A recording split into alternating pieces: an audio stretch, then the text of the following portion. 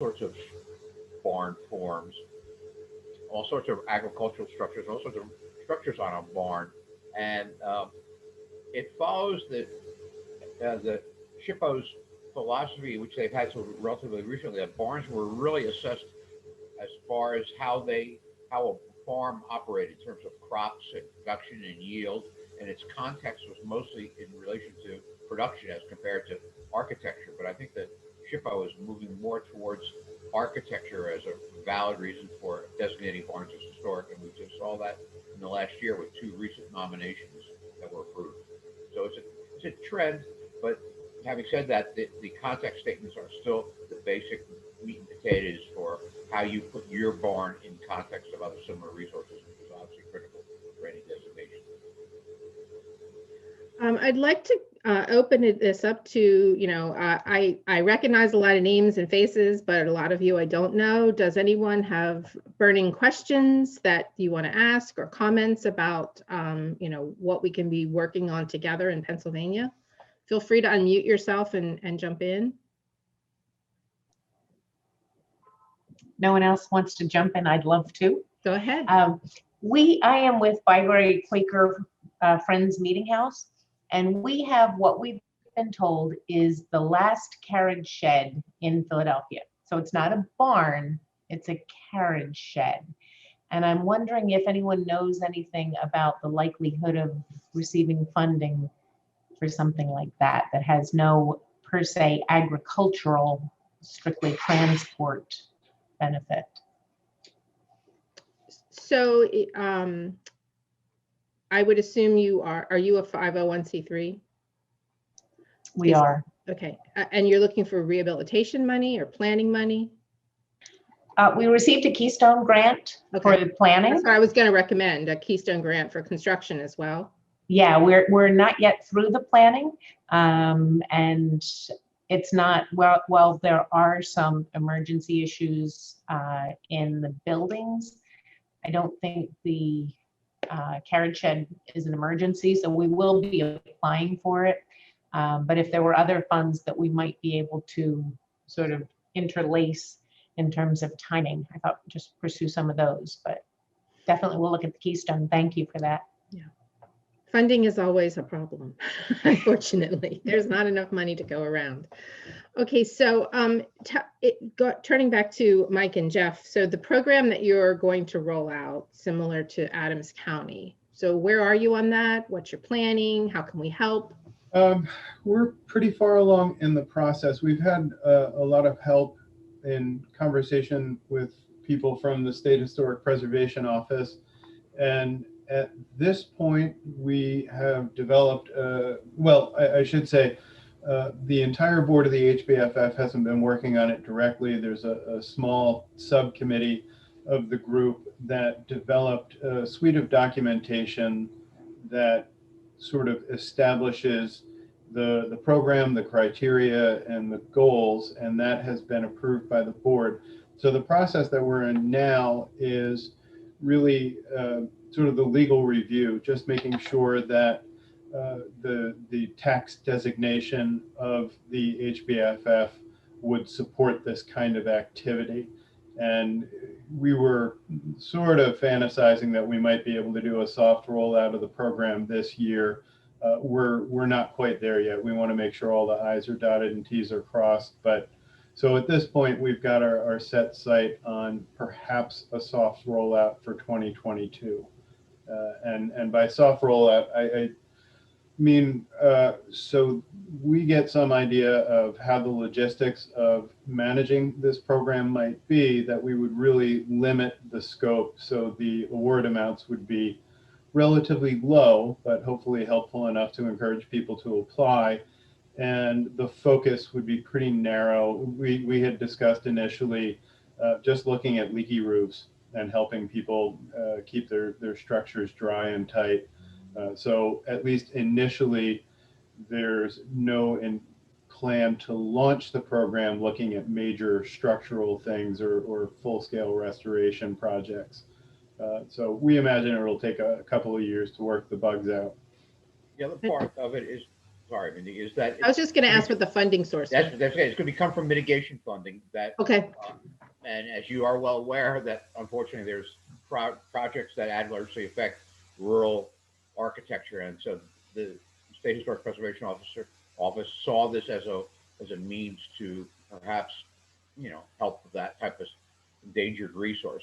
And the other thing that, as Michael said, right now our bylaws don't allow us to give out grants, so we have to get our bylaws changed to say that's part of one of the functions of the organization. So between the fact that we're waiting for mitigation funds to be put in the queue, and because we're doing our dotting our I's, crossing our T's with our bylaws, I agree with Michael that it'll probably be a little bit longer than we had hoped. We've been working on this for over a year now, or maybe two, I think. Much slower than we thought it would take. Well, that sounds great, though. I mean, it's a Kurtz program in Adams County is a wonderful program. And if you would like to see a little bit about his program, we do have links on our website to our awards videos. And they did a great video. And actually, one of my favorite parts of the video is they did a thank you with using a drone with all of the folks involved holding up thank you signs, and as the drone pulled back from the barn and then to the farm and then to the entire Adams County landscape. It's a very, very cool portion of the video. They're posted on YouTube, and you can link to them through our website. I do want to take a moment to introduce Sabre Smith, who's our communications director. And I will let her speak, but I think one of the things that we would love to hear from you, and to share your stories, to share your barn stories, to share your preservation stories. And Sabre is our communications person, and she can help get that on social media and our website. So go ahead, Sabre. Oh, I'm here furiously scribbling notes. I do want to say we will be sending out a communication in the coming days, kind of highlighting some of the resources that were mentioned in the main session, and some resources that we're discussing here that hopefully will be of use to all of you. But yes, if anybody's got a barn for sale and they want to get the word out, or a barn issue they want to raise, and we will be opening Pennsylvania at risk if there's something that might be of interest there. So yeah, keep us posted on barn stories and barn issues. Mm-hmm. Great, thanks. So you're all gonna, I actually was kind of surprised to see the stamps were postcard stamps. So Sabre tells me she sends postcards all the time. So I guess I'm gonna have to go get some postcard stamps and start to send people postcards. I'm glad that you mentioned that, because I didn't want to be like a Debbie Downer. I was going to post in the chat. I didn't want people going out and getting hundreds of sheets of forever barn stamps and then finding out that you can't mail your Christmas cards with them because they're just postcard stamps. So this was our first attempt to do a joint educational session with our colleagues in the Northeast. And so I'd love some feedback on, what you thought, if you think this is a good idea to be doing this together with breakout sessions. I mean, we don't have a big, a huge agenda here. We just wanted to hear from you and tell us what you think, and, what other topics you might be interested in. Oh, come on, you all have thoughts. Okay, I'll butt in. I'm Rodney Gash with the Harmony Museum in Harmony, Pennsylvania. We're like 30 miles north of Pittsburgh.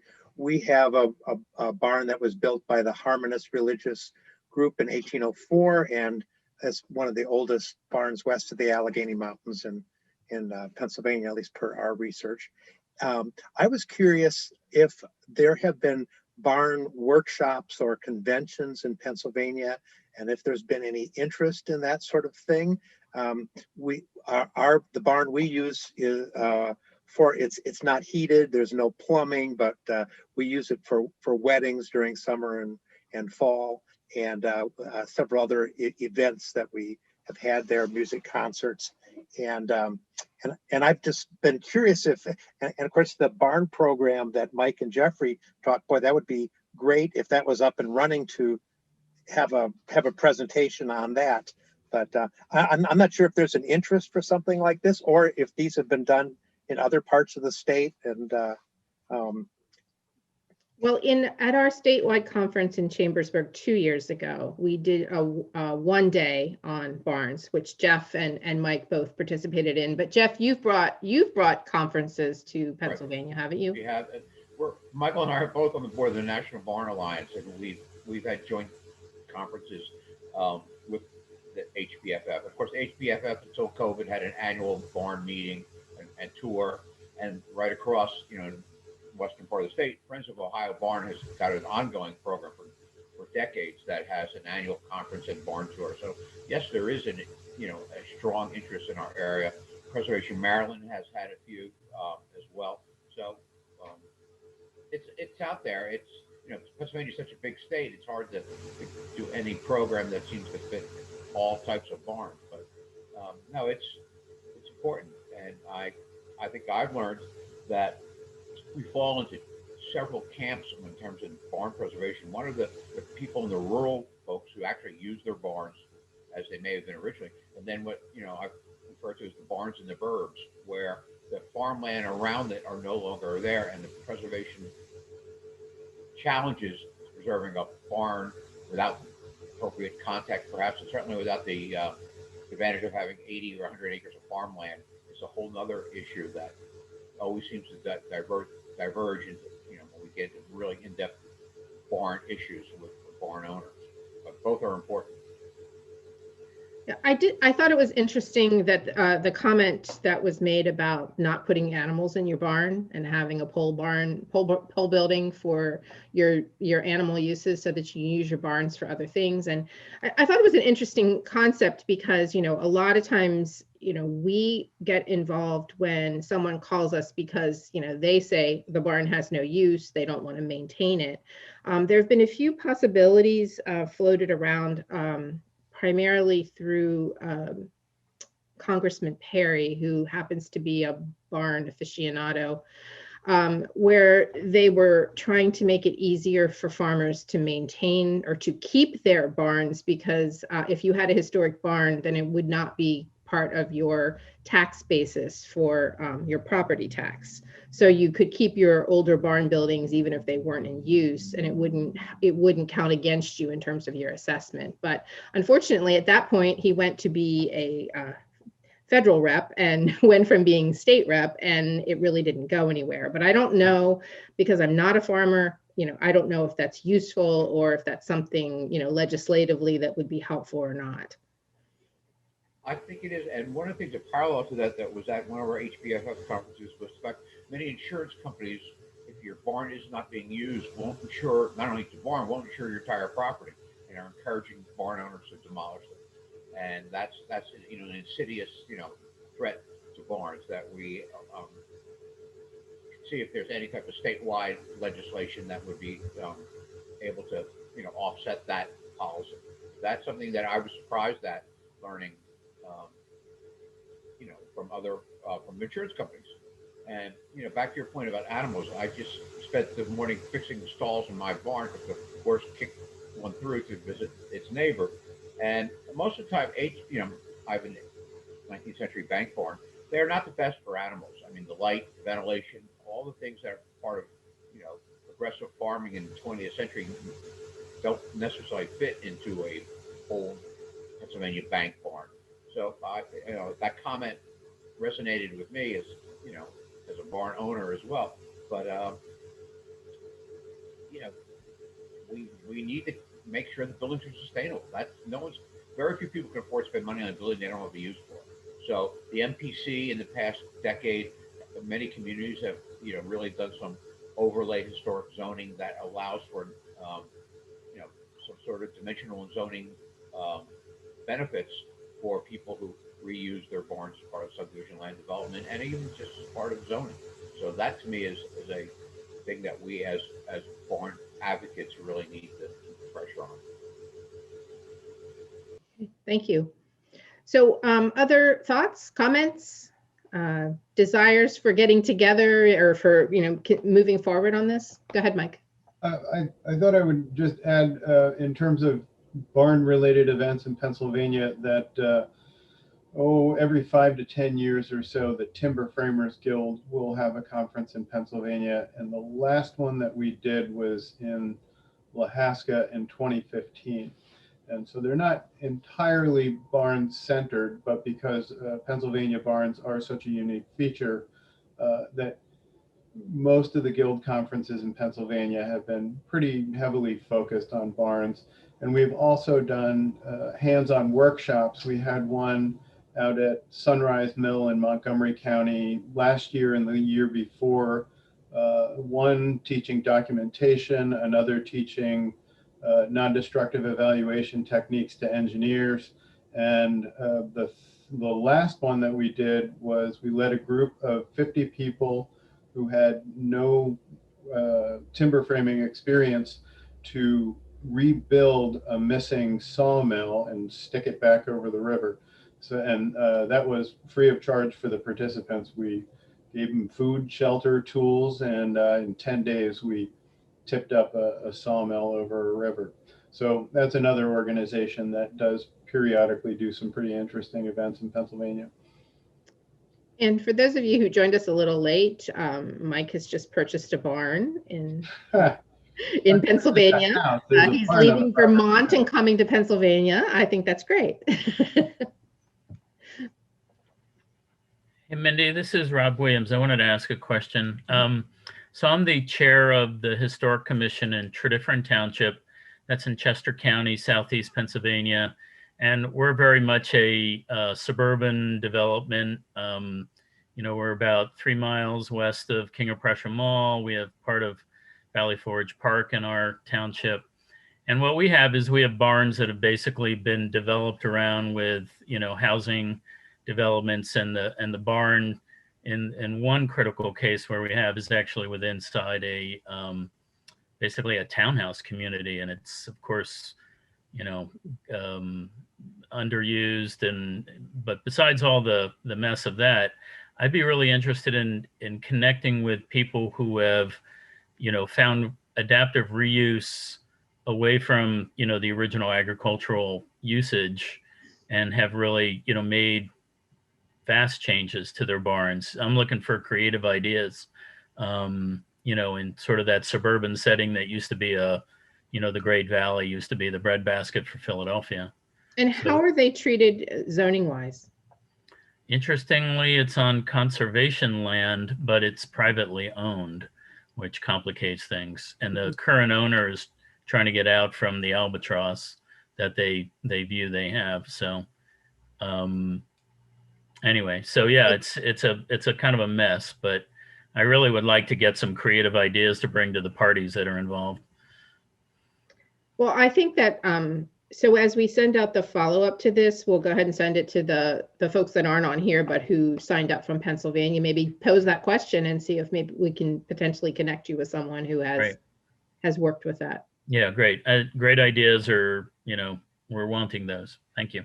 You might also send an email over to the National Barn Alliance. There's an architect that we work with in, I believe it's Michigan, who has spent a lot of time looking at challenges of adaptive reuse with historic agricultural buildings. He might be able to offer some insight. Okay, thank you, Mike.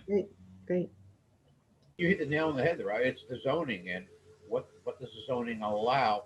And then what I've learned the hard way is once you perhaps get zoning approval, neighbors are generally up in arms when they don't want additional traffic or noise or lights in their residential community.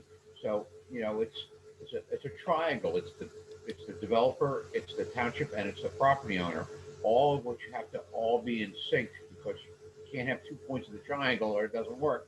So all three have to be in sync. And I've spent a lot of time, a lot of meetings, and dealt with a lot of people, and gotten 2 out of 3 in line many times, and not always the 2 you think it is, but it's rare to get all 3 together, and that's the best way for success. So coming up with imaginative things that don't offend the neighbors is probably the best path forward. Yeah, they want the magic solution with, you know, no burden, no construction, no change, but magically tomorrow it's all better. So and sustainable for the property owner.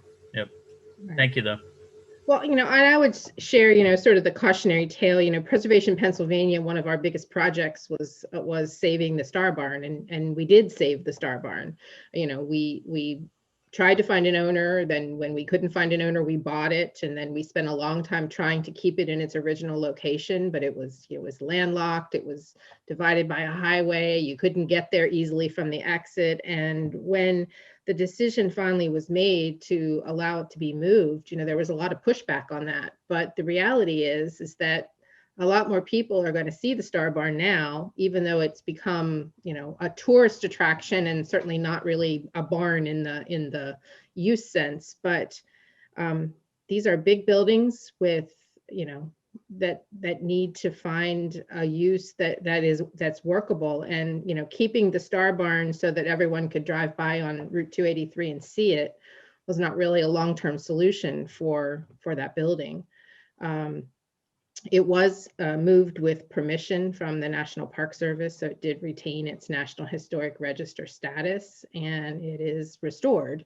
It's not, in my opinion, not necessarily the greatest use of the barn, but I'm really happy that we were able to preserve it. And, after owning it for about, 12 years, 13 years, it was nice to find a new use for it. But, so many of these barns just struggle because, as you're saying, they're being built around, and they, they end up being almost the intrusion in their own place because of what's been built around them.